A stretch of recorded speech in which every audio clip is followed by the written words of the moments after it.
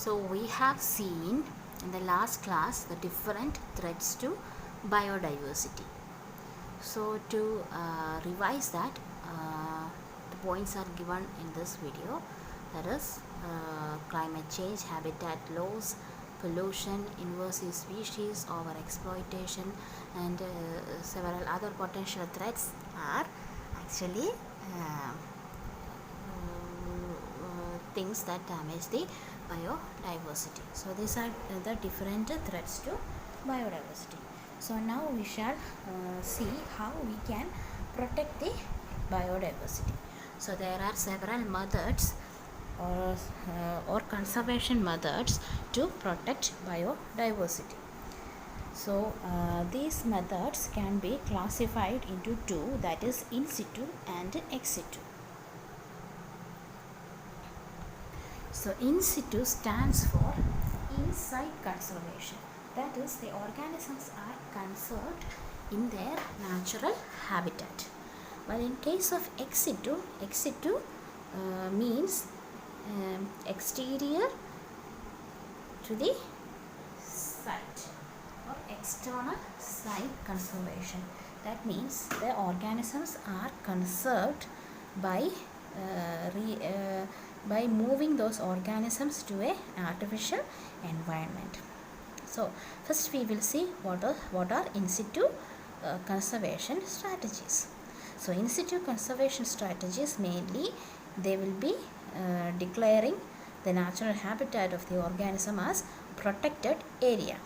So the government in India have declared many such natural habitats of several species as protected areas. So there are three types of protected areas. So national parks, sanctuaries, and biosphere reserves. So in case of national park can be defined as a protected area for the purpose of protecting a specific species, specific organism along with other organisms. So Iravikulam National Park in Kerala is an example for such a protected area. The next one is a sanctuary. A sanctuary is a small protected area whose main purpose is to protect that ecosystem.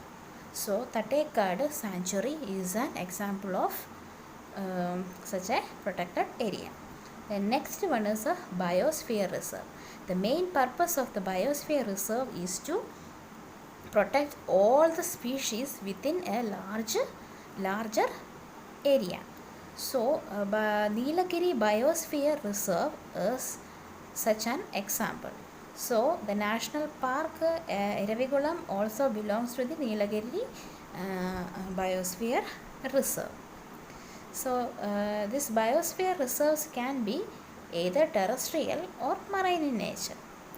The next one is the ex situ biodiversity conservation techniques.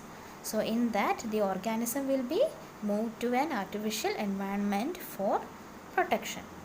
So an example is a sacred grove, home gardens, then arboreta, botanical gardens, zoological park, aquaria, etc.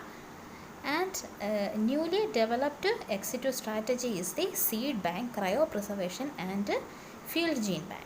So we will talk about zoological park and botanical garden. So these are artificially created environment which is used to conserve several wild species of animals and plants. Then aquarium is for conserving marine as well as freshwater organisms.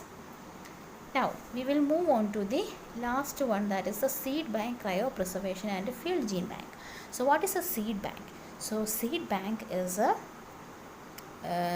germplasm collection or the gene collection or the seed collection of several varieties of crops. So these several varieties of crops, their seeds are collected and stored in specific storage facilities, and this is called a seed bank.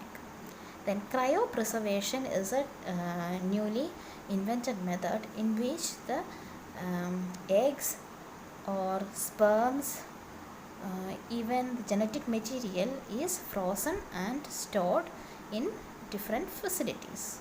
So these are the in situ and ex situ conservation strategies for protecting biodiversity.